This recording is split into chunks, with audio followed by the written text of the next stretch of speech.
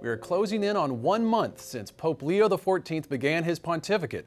The last several weeks have seen joy, celebration, and hope during this new moment for the Church. La pace sia con tutti voi.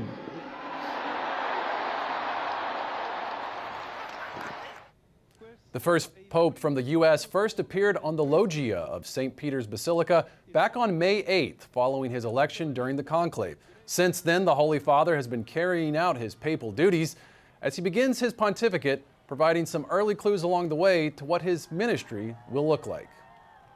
Joining us now to discuss this some more is EWTN News Vice President and Editorial Director, as well as the author of the new book, Leo XIV, Portrait of the First American Pope. Dr. Bunson, thank you so much for being here. Privilege to be with you. Nearly a month into this papacy, what has stood out to you the most? Well, first, it's almost astounding that it's a month into this papacy. Right. We were all there in the square of St. Peter, and we witnessed his election, and now here we are weeks later.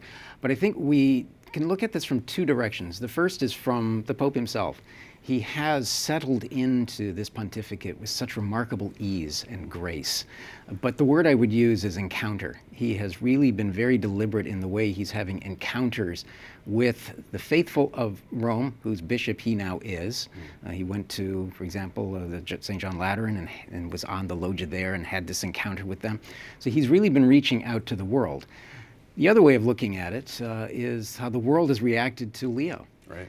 We looked at the astounding numbers of his page at Pontifex on X. Right. I think it's now at almost 19 million followers. Yeah. Just truly remarkable numbers. So it's not a honeymoon.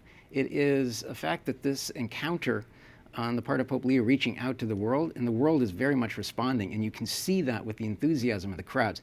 Yes, he's a new pope. Yes, you're going to have that natural enthusiasm, but there is something very winning, something very authentic about him that we saw on that first day on May 8th. Absolutely. We're seeing that enthusiasm. And we've heard a few of the homilies at this point, including a very powerful message on marriage and the family just last weekend. What have you noticed in his speaking style so far? His speaking style is very easy, in the sense that he's very relaxed in his delivery.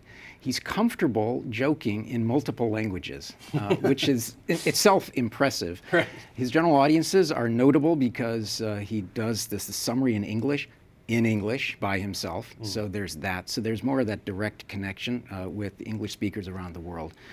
But there's also in him, as I was saying, this ease. It's a testament, I think, to the fact that as a missionary, he is adaptable to so many different circumstances, but he's also able to adapt himself to the situation in which he finds himself.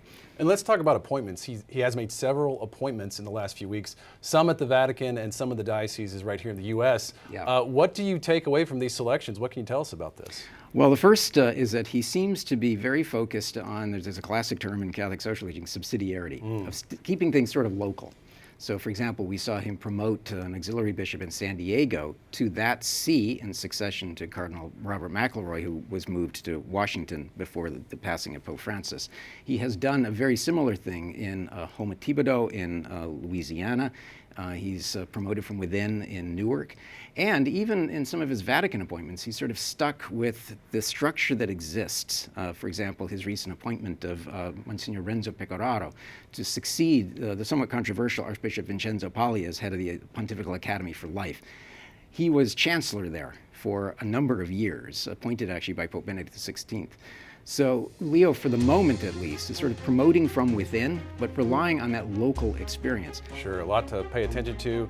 Dr. Matthew Bunson, thank you for that. We'll be coming to you for the latest on Leo as we move along in this papacy. Thank you so much. Let's keep praying for our new Holy Father. Let's do it.